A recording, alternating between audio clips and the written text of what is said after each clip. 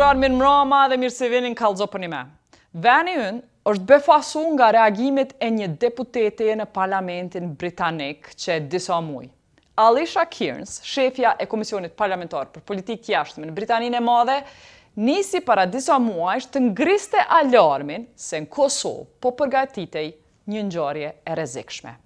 Disa i thanë konspiracion, të tjerët tentuan me thonë që nuk ka prova për këtë çka po thotë deputetja.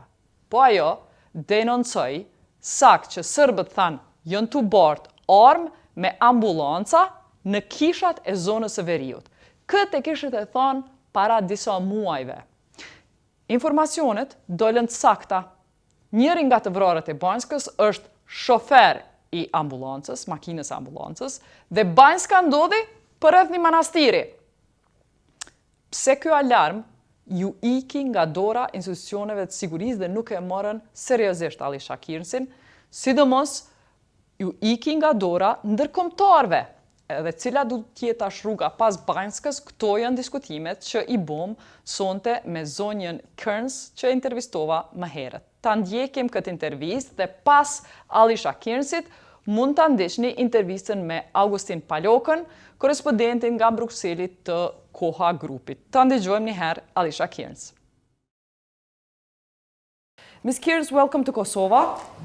Why are you here this time? Why are you visiting? Me and Jess, I'm here to learn about Kosovo. It is a country that I have never visited, I've never studied, and so I've come because I think it's really important that A, we show solidarity as European friends and family, but also so that I can learn more about not only this beautiful country, but also so that I can play my role in making sure that we support the stability and security of Kosovo.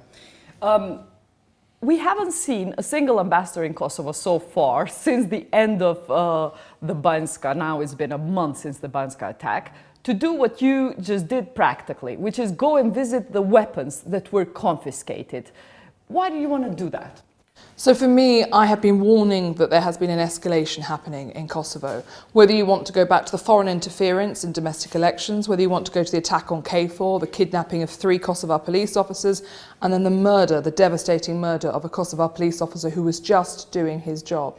I'm very concerned, and we know that there is still an ongoing investigation into what happened on the 24th of September, but I wanted to see for myself exactly the kind of weapons that were found, particularly because obviously I'd warned about it in advance, but I also wanted to meet with the family of the murdered police officer, and I was privileged enough that they took me into their home and they gave me the chance to express my condolences for the fact that their father, their loved one, was taken from them. So what did you think of the weapons? What could you detect after seeing them? They are heavy-grade military weapons. They have Serbian writing on them, and these are not from the Milosevic era. These are not ancient weapons. Some of them are, but there were grenades with the dates from 2021 on them. And this is not small weapons caches that the everyday organised crime group could get their hand on. These are military-grade, incredibly serious weapons that are not for low-level criminality. I was very, very concerned by what I saw. What does this mean for you? So for me, I will wait for the conclusion of the international investigation. I think it's very important that happens very soon. I think it's very important that we recognise that a political dialogue, and obviously we saw the envoys here over the weekend, political dialogue cannot continue whilst there are questions around the basic security of people in the north of Kosovo and across the whole of Kosovo. And so for me, that investigation needs to come forward quickly, and it will shape the future of the political dialogue. But the reality is the investigation needs to come up because truth matters. There are still too many people who want to deny the history of Kosovo, to deny the atrocities that took place here. We cannot now deny another atrocity. Thankfully, only 1 life was taken, but so many more lives were saved that day, and it's important the world recognises this is not a one-off event.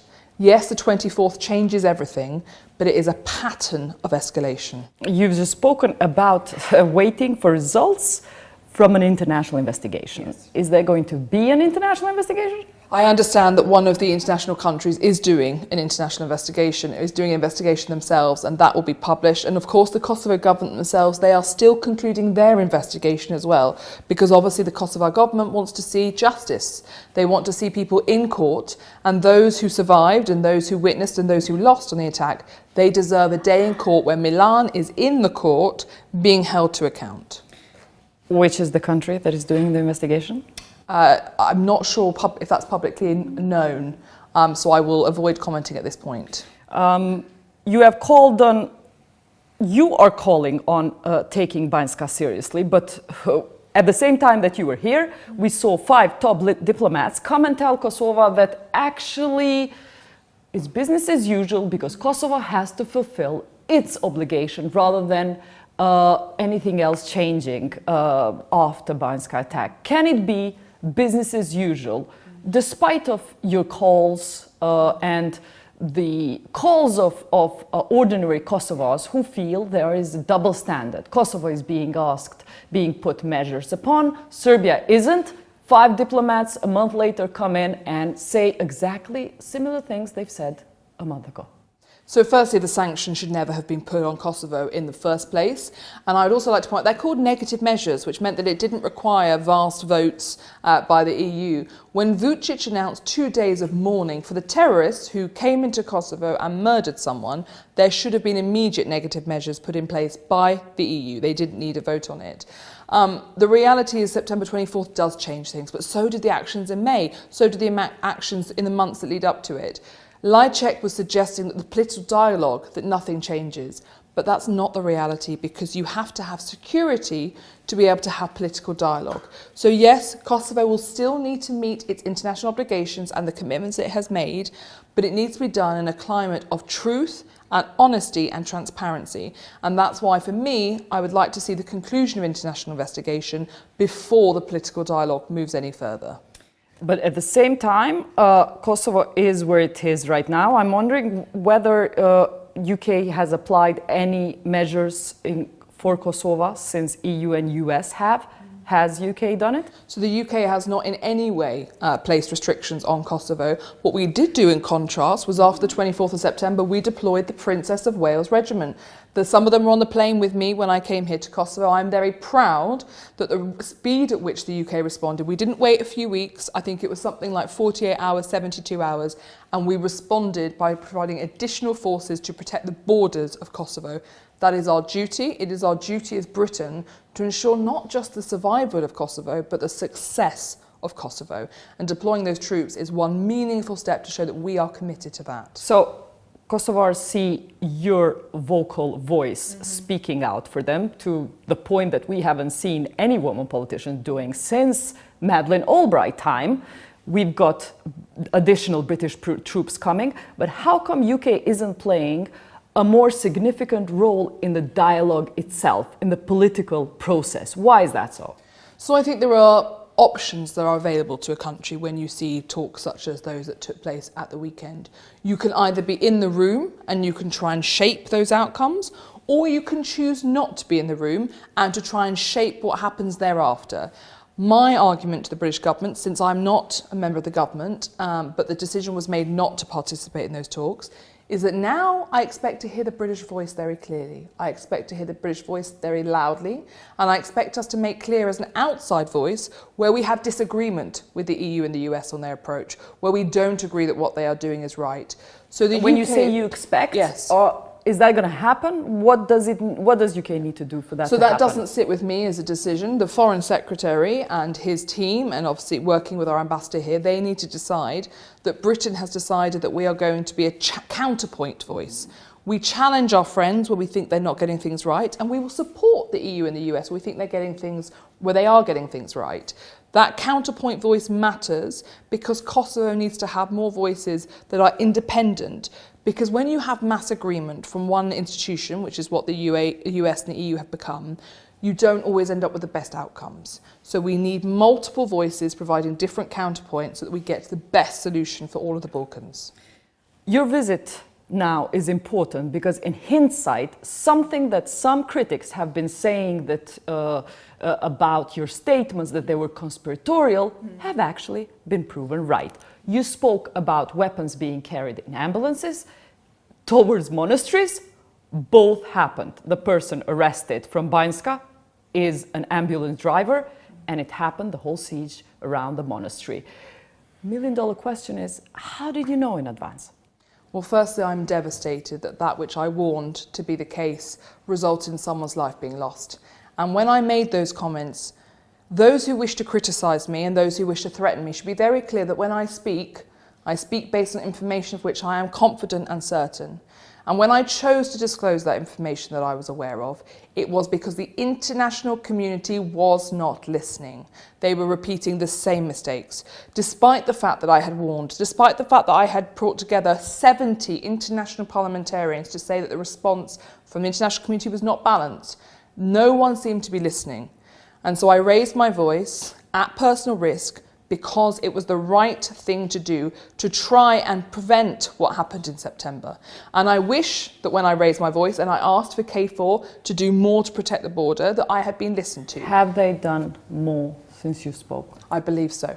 I believe that there is significant work now taking place to make sure that the border is protected. But Ms. Kearns, people see that since you spoke, KFOR allowed 30 fully armed people to enter Kosovo. Why do you think they've done more? Since you spoke, they did not take you seriously. I think it's very difficult because no matter how effective your military are, no matter how effective the international community is, and I do have complete confidence in KFOR, the reality is terrorist groups, particularly when funded and backed by a hostile state, a significant military state with a far bigger military budget than that of most of its neighbours, their ability to get into a country and to cause havoc and to commit murder, unfortunately, cannot always be prevented. It doesn't matter how good your military is. But what I would say is that when I raised my concerns, I did it wanting to prevent future conflict, and I know it was controversial. And I'm sorry to anyone within the Kosovo Serb community who in any way felt attacked. And my interests are also for Kosovo Serbs. I want to see peace and stability across all of Kosovo. I want to make sure that no Kosovo Serb lives under the threat of a grenade on their doorstep, a threat that their mother's pension is going to be stopped, a threat of an organised crime group backed by Belgrade. This is where we have to move forward to. But it does take voices sometimes saying things that seem controversial, but actually the intention is always to prevent loss of life. Clearly, and you said you did it to personal risk, and we know that you have linked these groups, on top of what you said, you have linked these groups to Russia. Russia is known to have poisoned people within the UK, let alone outside of the UK. Why are you doing this to personal risk? Why are you not scared while others say things that are generally pacifying to everybody while you're taking this personal risk? Why? Because I believe we have a duty to speak truth to power. When I went into politics, in my first speech in the House of Commons, I said that I would be a voice for those who others seek to silence. And as I look around the world and as I look around the Balkans, too many people are trying to silence the voice of Kosovars. They are trying to silence the history, they are trying to silence the reality of their lived experience, and they potentially are trying to silence them in the future. I believe we have a responsibility to protect lives and to prevent conflict. And that is what I will always try and do. And I will make mistakes. We all make mistakes. There will be things that I do in the future where I may not get everything right, but it will always be done with the intention of preventing conflict. Prime Minister of Kosovo has said that there is a risk for this group to regroup. The risk continues. Do you have any information if Radoiçiqin or his people are regrouping? I don't have that available to people. What I would say is, why is he still in Serbia? Why is he not being held in prison until subject to some sort of justice? The EU community, the US community, the UK has not been vocal enough about the fact that Millan, I don't care if Vučić does not recognise the Kosovo courts. We do as an international community. He should be being taken to Kosovo to face justice once the Kosovo government is ready to bring forward prosecutions. You spoke to the Minister of Justice. I did. Extradition is not going to happen anytime soon, as it looks from the political climate. Is there any point continuing discussions, dialogue, without Millan getting extradited to Kosovo? So I will always support continuing dialogue because we have to prevent miscalculations. And actually my big fear is that Because we have allowed Belgrade to escalate and escalate and escalate over the last year with no repercussions, we don't know what miscalculations may come from what I hope we will now see, which is the international community saying enough. Everything has changed, the security picture has changed, there must be accountability and there must be justice. Because we all know there can be no reconciliation without justice, there can be no political dialogue that meaningfully delivers what we want without accountability. And we have to have ambition. Where is the ambition in the international community for this political dialogue? I continue to see repeats of 2013 agreements, repeats of previous discussions. We need to have ambition, because ambition is what allows Kosovo and Serbia to live independent lives, successful lives. What do you say to all of them who say, well, actually you are being unrealistic? Your ambition is unrealistic because Serbia is so important to the international community not to go entirely to Russia. Is it justifiable when you see how much appeasement there is towards Vučić? What do you say to these diplomats who say, we've got to work with Serbia? It is the biggest regional power. That is the realpolitik rather than your ambitious human rights-based push. So we what do do you say have to them? Yeah, we do have to work with Serbia, and I will work with Serbia. If Vučić wants to meet with me to discuss how we get forward progress on this, my door is open to him. He will also apologise for threatening me. But the difference is we should not have a Belgrade-centred approach. You say Vučić has threatened you personally. Yes. What has he said exactly? He said that I was a Muslim lobbyist and that he was going to investigate me. Let's be very clear. This is dangerous rhetoric. The use of the word Muslim as a weaponized term, this is exactly what we should be taking a stand against. You are suffering in your skin something that Kosovars have been historically told by Milosevic. Muslim terrorist. He's defending Christianity of Europe against these Muslim terrorists. 1 million people were expelled from home, including myself, and only due to British troops and NATO troops we are back here. What does it feel like? Basically, you explain that this is a denial of Kosovo. How do you explain that countries like Russia and Serbia are so offended by the will of Ukrainians and Kosovars for an independent state? How do we overcome this propaganda? Unfortunately, they are countries who quite often, because of domestic turbulence and domestic unrest, seek to secure their own political positions, their autocratic positions, by escalating tensions in the near abroad. But you know what? I can't explain why they do what they do, because it seems inherently wrong to me. It goes against self-determination, it goes against every security interest that Serbia should have. Kosovo is not a threat to Serbia. Ukraine is not a threat to Russia.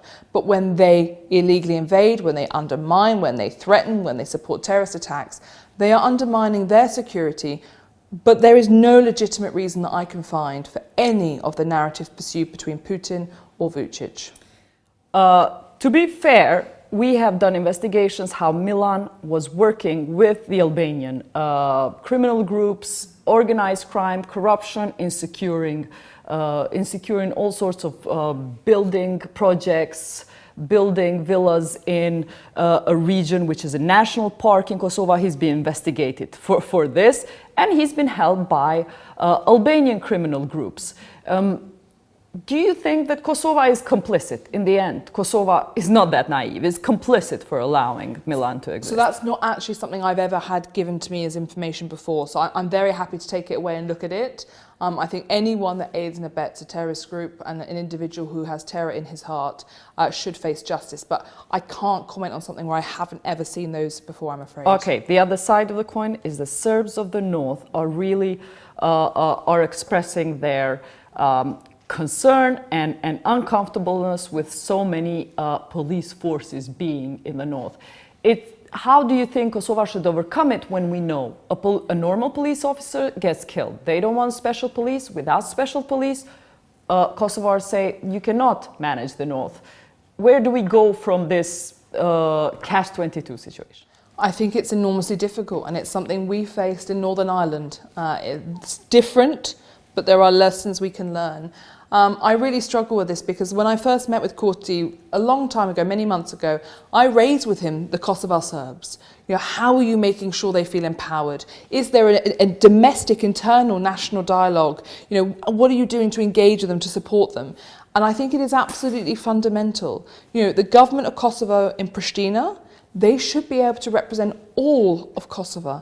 And I want to make sure that that dialogue is happening. I also want to make sure that no Kosovo Serb is living under the threat of organised crime groups trying to control their lives.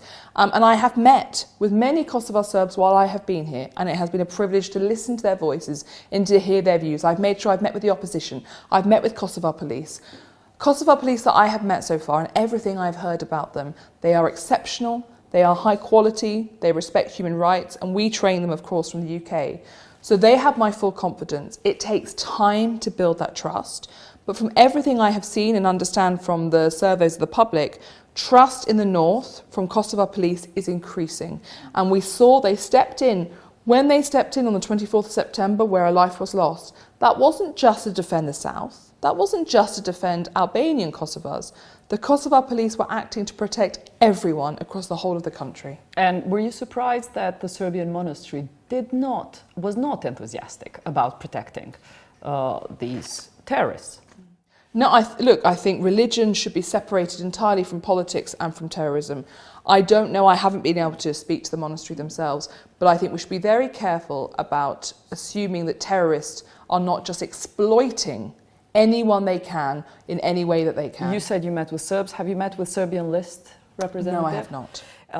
Finally, I heard you not long ago speaking about sexual violence of women in Ukraine, Bosnia, Kosovo, then linking up with Hamas attacks in Israel.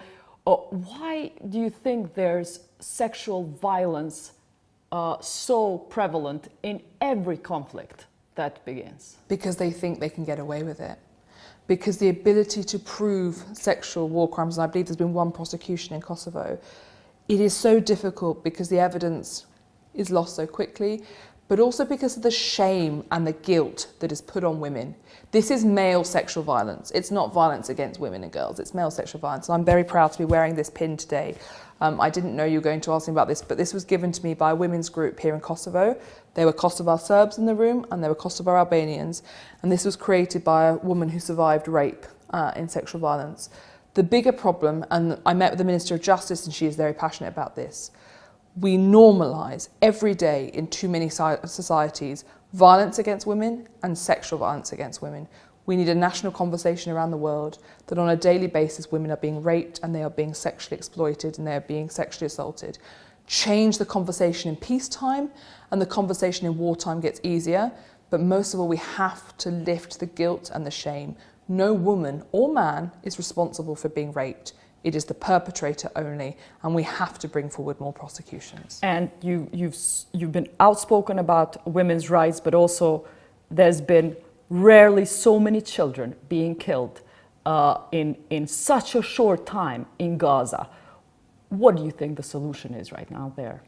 I'm heartbroken by the situation in Gaza, and I find it very difficult. I think we must not look away. We have to make sure we watch these images and we watch the videos no matter how difficult it is. I will be in the Middle East next week. I will be going to see what more the UK can do.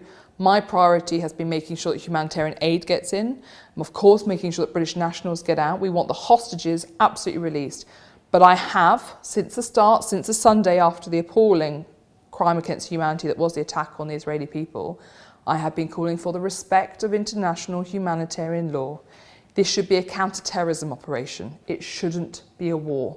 And in a counter-terrorism operation, you have highly precise targeting. You make sure the civilian population are supported in the way they need in terms of medical care, fuel, electricity. Those are responsibilities that do sit with Israel.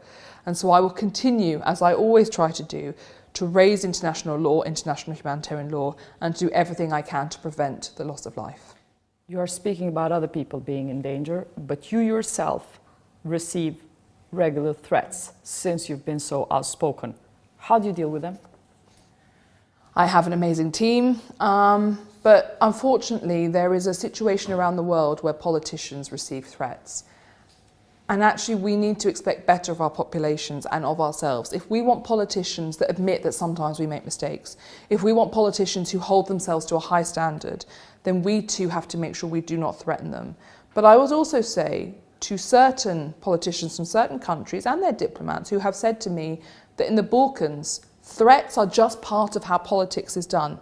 That's not how my politics is done. I do not threaten individuals, and so I do not expect to see other international leaders or their diplomats or anyone else threatening them. And sometimes the rhetoric, particularly within the Balkans, within politics, do not, if you play the person, if you attack the person, it means you've lost the game. Play the policy, talk about the policy, debate the policy, but threats have no place. Thank you, Ms. Kearns, for putting your life into the front line. Please, faleminderit. Augustin Palokaj, korespondent I kohës ditore prej Brukselit. Augustin, qysh të duk takimi I peshës diplomatike që ishte dje në Kosovë? A ishte mesazhi që e ke prit që ka me qenë? A ndryshoi diçka?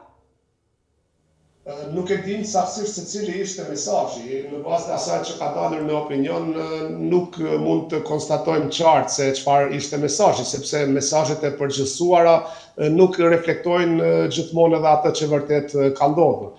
Ajo që dëgjoj në Bruksel është se ka qenë një mesazh krejt I ndryshëm prej atyre që kanë qenë më parë në takimet të ngjashme. Kanë qenë kërkesat e prera me afate shumë të shkurta kohore për të pranuar atë që është paraqitur, me afate disa ditëshe, por për të parë vërtet jehonën e asaj vizite duhet pritur ditët në vijim, takimin e ministrave të jashtëm të Bashkimit Evropian të hënën në Luksemburg, ku Borrell do të raportojë mes tjerash edhe për këto takime. Pastaj flitet se mund të ndodhë diçka deri të ejten kur zhvillohet edhe samiti I Bashkimit Evropian me gjas që të kenë edhe në bëjë diçka për të lavdruar pas gjithë asaj që ka ndodhur dhe për të pasur një kthes pozitive në procesin e dialogut I cili para një muaj e më shumë kishte hyrë në një qorë sokak. Prandaj, nëse insistimi ka qenë që Kosova në 1/9 sa më parë të pranojë një draft për asociacionin e komunave me shumicë serbe, e Vučić të pranoj pa rezerva gjithë atë që kishin rënë dakord në Ohër, atëherë kjo është për të pritur, sepse ndryshe nuk mund të ringjallet dialogu. Ringjallje të dialogut pas asaj që ndodhi në Banjska, në fakt, Augustin, njerëzit këtu kanë prit që nuk mundet të vazhdoj dialogu si përpara, që kërkesat të bëhen thuse kur gjë s'ka ndodh. Në Banjska thuse nuk duhet më të insistohet në kërkesën që edhe Serbis t'i vuhen masa ose t'i hiqen Kosovës, a dul kjo pritje krejt e shprast edhe asgjë e tillë do të ndodh dhe a duket ty thuse mos më pas ndodh? Ku asnjë sulm I tillë çfarë ndoli në Banjsk? Nuk është hera e parë se për disa procese bëhen gjykime në bazë të disa zhvillimeve që mund të kenë edhe të mos kenë lidhje me njëra tjetrën. Për mendimin tim, dialogu, të them ashtu, ndoshta kishte vdekur me 14 shtator, atë më shumë e kishin vrarë lehtësuesit se sa terroristët në Banjska. Sepse edhe para Banjskës se kishin të qartë se dialogu ka hyrë në një qorë sokak, sepse Kosova si njëra palë akuzoi direkt lehtësuesit se nuk janë të paanshëm. Në anën tjetër, ata akuzuan Kosovën se nuk e ka pranuar kompromisin, e presidenti I Serbisë thonte qartë se ai nuk ka pranuar asnjë marrëveshje. Në rrethana të tilla u pa se nuk ka asgjë nga ai dialog dhe jo vetëm se nuk ka përparim, por gjërat janë kthyer prapa. Mirë, ti po thu që me 14, mirë, po e marrim si bazë, 14 shtatori ishte bazë ku u pa qartë që Kosova I tha ndërmjetësuesit ti je anshëm, po prap ndërmjetësuesi erdh këtu, edhe I njëjti ndërmjetësues është. Si mundet mu rizgjallë pra dialogu me njëjti ndërmjetësues, si po thu? Jo, ndërmjetësuesi nuk ka qenë prej atëherë në Kosovë dhe nuk erdh vetëm. Erdhë së bashku me të tjerët. Dhe ai prej 14 shtatorit u angazhua vetëm në përfitimin e mbështetjes për të. Sepse akuza nga ana e Kosovës ishte e rëndë, dhe pa marrë parasysh si u shpreh mbështetje publike zotit Lajçak nga Shtetet e Bashkuara, Bashkimi Evropian dhe të gjithë të tjerët, megjithatë imazhi i tij ishte i lënduar dhe kjo u pa në pas të veprimeve të tija. E përmenda qëllimisht 14 shtatorin. Në fakt, ajo që ndodhi në Bansk ishte rikujtim se sa gjërat e paqarta në procesin e dialogut mund të krijojnë huti në terren, interpretime të ndryshme dhe kjo shpërtheu dhe kjo ka ndikuar shumë. Jo në procesin e dialogut, sa në qasjen e Bashkimit Evropian të NATO-s dhe të Shteteve të Bashkuara të Amerikës ndaj Kosovës dhe Serbisë. Mirë, kur po thuti, Augustin Nalo, kur po thuti ka ndryshuar shumë, ka ndikuar shumë në atsësi qasjet Bashkimi Evropian dhe NATO-ja, përshkruma që ndryshim, sepse prej asaj që po shohim ne konferenca për shtyp, fjalët janë të njëjta qysh i kanë thonë përpara. Tash veçën po e shtojnë, duhet të përfundojnë hetimet. Qa ajo është diçka një mesazh i ri? Pse për ty ka ndru? Ka ndru për shkak se në Bruksel ekzistojnë dy qendra që gjithmonë e mbrojnë Serbinë. Ajo është Komisioni Evropian dhe Shërbimi i Veprimit të Jashtëm. Ata asnjëherë nuk thonë asgjë kritike ndaj Serbisë. Kritika më e madhe ndaj Serbisë është kur fajsohen të dyja palët. Ndërsa ndaj Kosovës është gjithmonë që kur Kosova, sipas mendimit të tyre, nuk ka bërë diçka, atëherë kritikohet në mënyrë direkte. Por tash, në takimet të brendshme, në për grupet punuese, edhe në Këshill, edhe në Komision, e kanë të qartë se është pothuajse e pamundur që në një farë mënyrë Serbia të mos ketë patur ndikim së paku në sulme terroriste. Ka ndryshuar sepse Bashkimi Evropian ka përdorur termin sulme terroriste. Ky term nuk përdoret shumë lehtë në gjuhën e Bashkimit Evropian. Dhe në anën tjetër, përballja me realitetin që ka mundur të shpërthej lufta atë ditë në Kosovë, e në anën tjetër dëshira për ta pasur Serbinë si partner, ka ndikuar që këta të jenë përballë një presioni për t'i vendosur sanksione Serbisë, e në anën tjetër për të tentuar që të mos vendosin sanksione. E tash mënyra më e mirë për të blerë kohë për Serbinë është gjetur përmes formulimit po presim përfundimin e hetimeve. Por ne disa herë kemi bërë pyetje, a do të mirren si të besueshme hetimet që do t'i përfundojnë autoritetet e Kosovës apo jo? Sepse këtu kemi hetime nga autoritetet e Kosovës, pasi që sulmi ka ndodhur në territorin e Kosovës. Kosova i ka evidencat materiale, armatimin, njerëzit e vrarë janë vrarë në Kosovë, janë arrestuar disa. Augustin, ti se ke po ende sepse transmetohet sonte, por në intervistën që e patëm në mëngjes me Alicia Kearns, që transmetohet para intervistës me ty, ajo tha që ekziston edhe një hetim i një shteti të huaj lidhur me atë që ka ndodhur në Bansk, por nuk pranoj me e thonë emrin e atij shtetit huaj. Pra ta shohim se çka do të nxjerrin këto dy hetime që po duket që janë të ndryshme, një hetimi i Kosovës edhe një hetimi i një shteti të jashtme, që tha Alicia Kearns. Prej teje, po du mu kthy te klima që ishe të e përshkru lidhur me atë që ka ndryshu, por mas Banskës, me 24 shtator, ka ndodhur Gaza, ka ndodhur kriza në Izrael, luftë e re në Izrael. A e ka qitë kjo krejt vëmendjen që ka qenë prej sulmit terrorist që e pësoi Kosova në diçka krejt tjetër edhe e humbën momentumin, apo jo? Jo, bile ka ndodhur e kundërta. Bashkimi Evropian, duke qenë një union i pafuqishëm në skenën globale, e ka marrë si rikujtim se nëse don të jetë lojtar i fortë jashtë Evropës, duhet të zgjidhë probleme brenda Evropës. Nëse BE-ja nuk ka fuqi për të parandaluar shpërtimin e luftës në Kosovë, në Ballkanin Perëndimor, atëherë kjo flet edhe për kredibilitetin e Bashkimit Evropian në botë. Ka pasur disa takime, fundit Kosova është përfshirë edhe në një deklaratë të përbashkët nga samiti i Bashkimit Evropian dhe Shteteve të Bashkuara të Amerikës, që janë takuar në Washington, pra presidenti Biden me presidentin e Këshillit Evropian Charles Michel dhe presidenten e Komisionit Evropian Ursula von der Leyen. Në anën tjetër, Komisioni Evropian, Bashkimi Evropian i kanë strukturat që janë të paguara për të marrë vetëm me Kosovën dhe Serbinë, dhe ato nuk merren me gazin. Natyrisht se në vëmendjen e mediave, vëmendjen e opinionit, një konflikt i rënd e mbulon konfliktin që ka ndodhur më parë. Fundit nën hijen e zhvillimeve në lindjen e mesme është edhe lufta në Ukrainë. Por gjithsesi tash fokusi ndaj Kosovës është shumë i madh dhe është në këtë rast një vetëdiesim se nuk janë më vetëm spekulime kur thuhet se mund të shpërthej lufta në Kosovë, sepse armatimi që u pa në Bansk, mënyra se si ata tentuan, mënyra se si talleshin me KFOR-in, sepse ata kishin edhe uniformat të KFOR-it, se si hynë në Kosovë, dëshmon se rreziku ka qenë shumë i madh dhe mund të përsëritet. Prandaj kjo i ka zgjuar nga xhumi. Tash NATO-ja ka rreth 5000 ushtarë në Kosovë, para një viti e gjysmë si kishte as 2500. Bashkimi Evropian është i vetëdijshëm. Ajo që në BE mungon është një qëndrim i qartë ndaj Serbisë se kështu nuk bën më. Prandaj kur flasim se kush po bën hetime, është më pak e rëndësishme se kujt do t'i besohet, sepse hetime po bën edhe Serbia. Dhe nga BE-ja gjithmonë thonë se Serbia pritet të bashkëpunojë tërësisht në hetime, por nuk thonë se me kë duhet të bashkëpunoj. Unë kam bërë pyetjen disa herë, a duhet të bashkëpunoj me autoritetet e Kosovës dhe a është duke ndërmjetësuar EULEX-i, sepse të gjithë të akuzuarit, ata që kryen janë në Serbi dhe në mbrojtje të Serbisë. Nga Serbia kemi informata vetëm se është marrë në pyetje Radoiçiq, por ku janë të tjerët, është arrestuar dikush tjetër.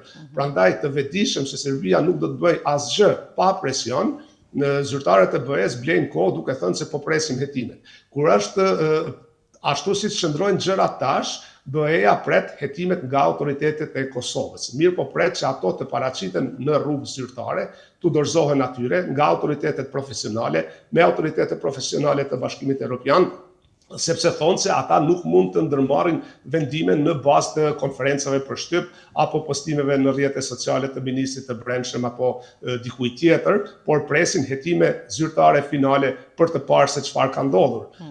Për mendimin tim, nga aspekti politik do të ishte naivitet i madh sikur dikush vërtet të beson se gjërat e tilla kanë mundur të ndodhin pa ndihmën e Beogradit, pa urdhra direkte, apo së paku pa dijenin e Beogradit, sepse një gjë është e pamundur.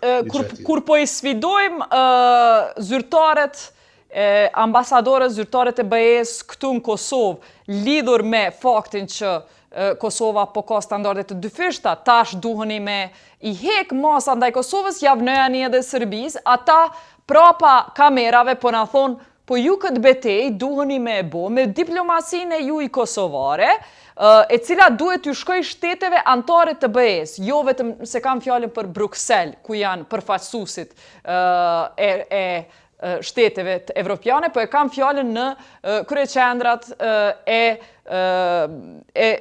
Evropës. Edhe ata thonë që nuk kanë presion të mjaftueshëm prej ambasadave tona. A e ke ti këtë informat, e kur po thonë presion është,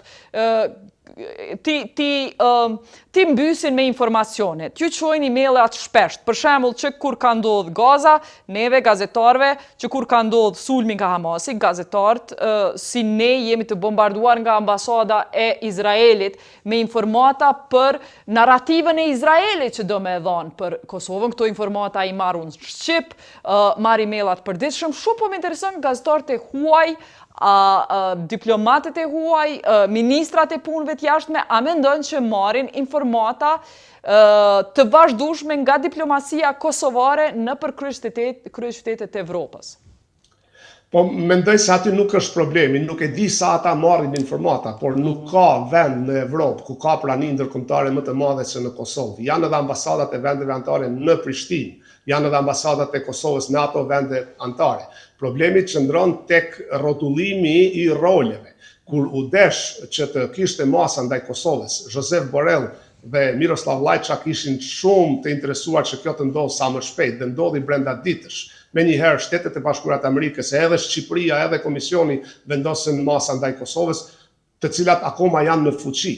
Në anën tjetër, dhe nuk i pyeten vendet anëtare. Vendet anëtare asnjëherë nuk kanë vendosur të ketë sanksionen apo masa ndaj Kosovës.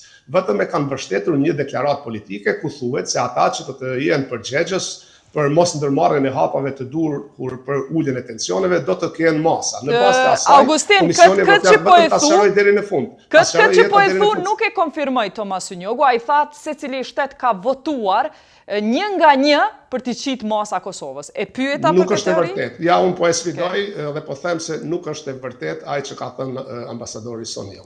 Shtetet anëtare asnjëherë nuk kanë votuar sepse atëherë do të ishin sanksione. Pikërisht për të mos votuar shtetet anëtare, janë dizajnuar masat për të cilat ka kompetenca Komisioni Evropian dhe Shërbimi Veprimit të Jashtëm që t'i vendosin. Pra, nuk janë sanksione të vendosura nga Këshilli. Atë që kanë bërë vendet anëtare është një deklarim politik për të ndërmarrë masa në rast se nuk përmbushen kërkesat dhe është vlerësuar se Kosova nuk i ka përmbushur kërkesat. Dhe a i ka përmbushur apo jo kërkesat Kosovës, raporton zoti Borrell dhe Lajçak, jo vendet anëtare. Në këtë moment, një shumicë e madhe e vendeve anëtare insistojnë që të ketë masa ndaj Serbisë dhe së paku disa insistojnë që të mos ketë masa ndaj Kosovës. E kush e bllokoi? Kush e bllokoi këtë kërkesë të shumicës së anëtarëve? Nuk bllokohet sepse nuk është votuar, mirë po nuk ka interes nga Komisioni Evropian, as nga zoti Borrell, as nga zoti Lajçak. Bile zoti Lajçak ka thënë në Budva në një takim se ai do të ishte interesuar të rishqyrtohen masat ndaj Kosovës, ndoshta të tërhiqen dhe kjo në Kosovë është kuptuar kinë se ajo është përheqjen e masave ndaj Kosovës.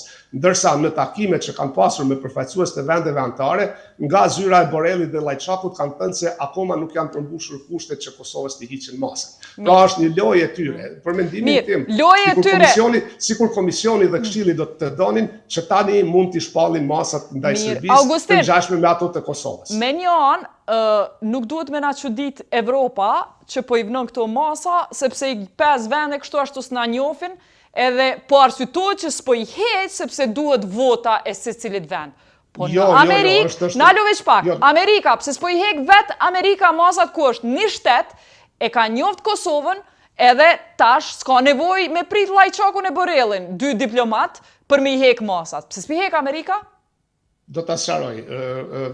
Vendosja e masave nga Shtetet e Bashkuara të Amerikës, mbështetja nga Shqipëria, kanë bërë që ata në BE që janë shumë të interesuar për masën ndaj Kosovës të jenë jashtëzakonisht të inkurajuar.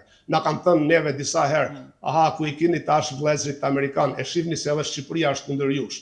Pra, është një atmosferë jo dhe miqësore në strukturat e Bashkimit Evropian, sidomos në Këshillin, në Shërbimin e Veprimit të Jashtëm, IAS, dhe në Komisionin Evropian.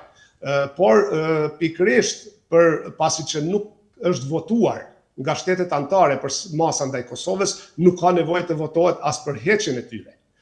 Dhe po ashtu kjo vlen edhe për Serbinë, nuk ka nevojë që Borrell dhe Komisioni Evropian të shpallin masa ndaj Serbisë që të mos ftohen përfaqësuesit e Serbisë kur shqyrtohen projektet IPA e tjera. Pjesa e pyetjes pse po mvaret Amerika që po e shes çka po ndodh, mas Banjskës, pse po mvaret Amerika prej Borrellit, Lajçakut dhe BE-s? Amerika nuk mvaret nga aty ka një irritim bilateral. Ka një irritim bilateral në mes të Shtetet e Bashkuara të Amerikës dhe qeverisë së Kosovës dhe këtu s'ka as pak dyshim. Pse shpjegona këtë irritim bilateral? Pse është ky irritim bilateral? Nuk e di, duhet ta shpjegojnë nga qeveria e Kosovës apo nga Shtetet e Bashkuara të Amerikës. Ajo që kam dëgjuar në bazë të burimeve diplomatike dhe unë nuk kam dëshirë kur njerëz thirren në burime diplomatike, pastaj shprehin mendimin e tyre, është se kësaj radhe Shtetet e Bashkuara të Amerikës kanë qenë të befasuara sepse Kosova nuk i ka dëgjuar për një gjë konkrete që ka të bëjë edhe me siguri, jo vetëm për çështje politike, sepse mos pajtimet për disa çështje politike edhe mund të kalohen, mirë po ajo që ka ndodhur me mënyrën se si janë dërguar kryetarët e komunave në ato ndërtesa, duket se ka qenë gjëja që i ka tejkaluar disa vija dhe aty Shtetet e Bashkuara të Amerikës kanë qenë mjaft të irrituara. Dhe kjo nuk ka të bëjë me atë që ka ndodhur më vonë në Banjsk. E të kthehem aty, të lidhim pra Banjskën me dialogun. Tash ka një përpjekje që vërtet të thuhet Banjska ishte një gjë që ndryshoi lojën, mirë po në anën tjetër nuk mund të lexohet kjo kurse që Kosova të heqë dorë nga obligimet që i ka marrë më herët në dialog, sidomos kanë qenë shumë të irrituar kur kanë dëgjuar gjëra që asociacioni ka vdekur, dialogu nuk mund të vazhdojë si përpara, sepse duan të shpëtojnë atë që është arritur deri më tash në dialog, pa marrë parasysh si i japin emërtime, prioriteti mbi prioritetet është thënë disa herë është krijimi i asociacionit të komunave me shumicë serbe. A mendon që ka me u bind qeveria jonë që me e kry asociacionin, që ashtu qysh dën vetë me e kry, po me e kry diqysh, edhe me pas zgjedhje në veri. A mendon që kanë menduar çto dy gjana së shpejti, masi vetë the që grupi që ka ardhur këtu në Prishtinë me siguri, grupi diplomatëve ja ka dhënë afat kohor, Qysh e pret ti prej qati reagimi që e ke pa në Bruksel me 14 shtator, që ishte pajtona me ty një moment dramatik edhe vendimtar për qysh ka me shku dialogu, a mendon ti tash që qeveria jonë ka me u bin me i bo këto dy gjana, asociacionin edhe zgjedhjet?